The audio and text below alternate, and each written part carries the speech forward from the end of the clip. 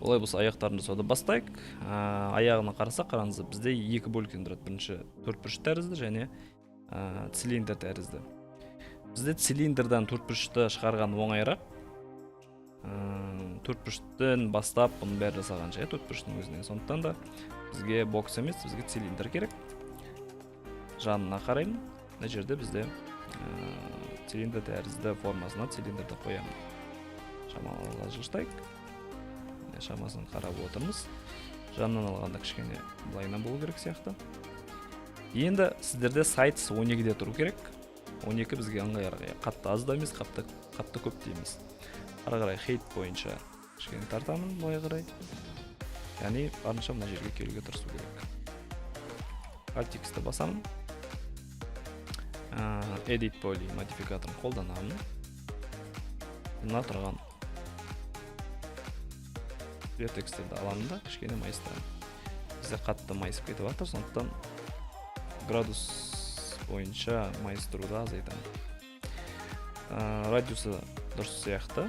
Енді қараңыздар, мына жерін біз мынақа тартуымыз керек. Яғни мына екеуі бірдей болғаны жөндеу болады. Ары қарай мына жердегі полигондарды, вертекстерді аламын да бір нұсқаға келтіруге тырысамын.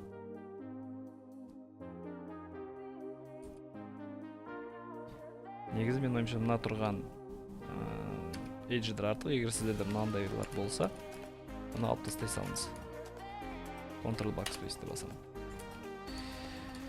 Енді мынаны бүйтіп көтерсек болады. Мынаны түсірсек те болады. Енді мынаны барлығын аламыз да бір жазықтыққа сығамыз скейл бойынша. Ары қарай астында тұрған полигондардың барлығын аламын.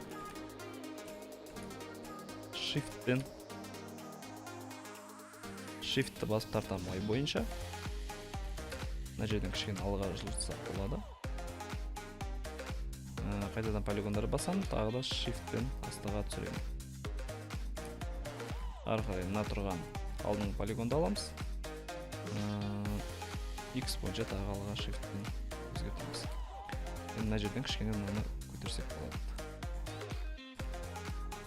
Әдемі бізде форма пайда болды. Әрі қарай барлығы дұрысталған сияқты. Енді барып Chamfer модификаторын қолданамыз. Қараңыздар, мына жерлерінде артық Chamfer қолданып кетеді. Оларға қолданбау керек. Сол үшін астыға түсіп, мен angle-ды азайтамын, көбейтеміз. Болды, артықтарын бәрін алып тастадық. Бізде Chamfer осыларға ғана әсер ету керек. Екіні басайын. Енді барып турбосымыз қолданатын болсақ, қараңыздар, жұмсақ әдемі болып шықты. Мына жерінде проблема бар сияқты.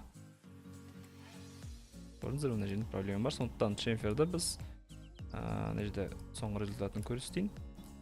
Мұндай проблема болмас үшін біз радиалға қоямыз. Сол кезде бізде ол проблема жойылады.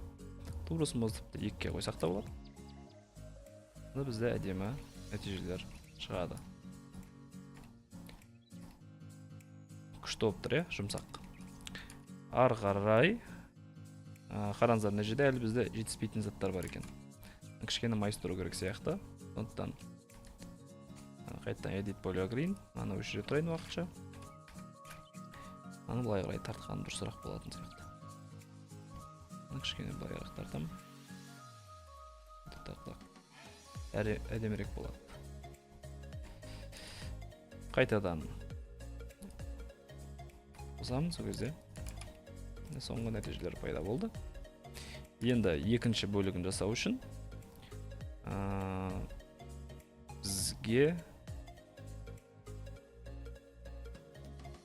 тұрған Affect Pivot Online'ды басамыз да, жерде қараңыздар, 0-ші центрге қоямыз пивотын және Merge кнопкасын басамыз, Copy'ді басамыз. Мұнда екі жағында бірдей копия пайда болады. Ары қарай ортасына цилиндр жасауымыз керек. Цилиндрді аламын. Шамамен сондай цилиндр жасаймын. Алдыға шығарамын. цилиндрдин центрин эффективдин центрге коям және x боюнча 0, y боюнча 0ге келемін. Қарайық, мына жерде но барынша бірдей болғаны дұрысырақ болады. Сондықтан радиусын үлкейтемін. Бұл жерде енді біз 32 қылып қойсақ та болады. Сегменттерін қалыңдығы бойынша скейлді басамды x пен тартамын былай қарай. Радиусын кішкене ғана кішірейтсек дұрысырақ болатын сияқты.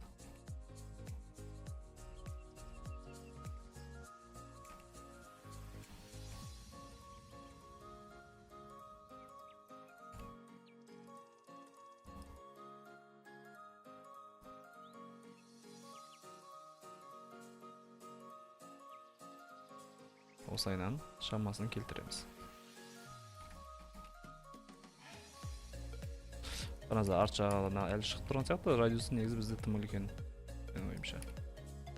Сол үшін кішкене былайынан жөндейік.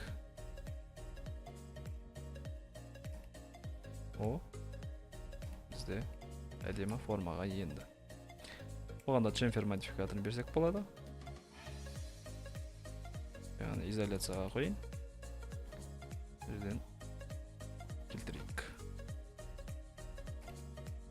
Цилиндр тіпті 32 емес 64-ге қойсақ та болады.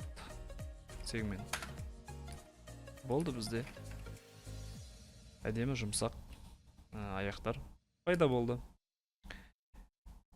Көрдіңіздер ме, уже бізде әдемі легоның модельдер шығып келе жатыр.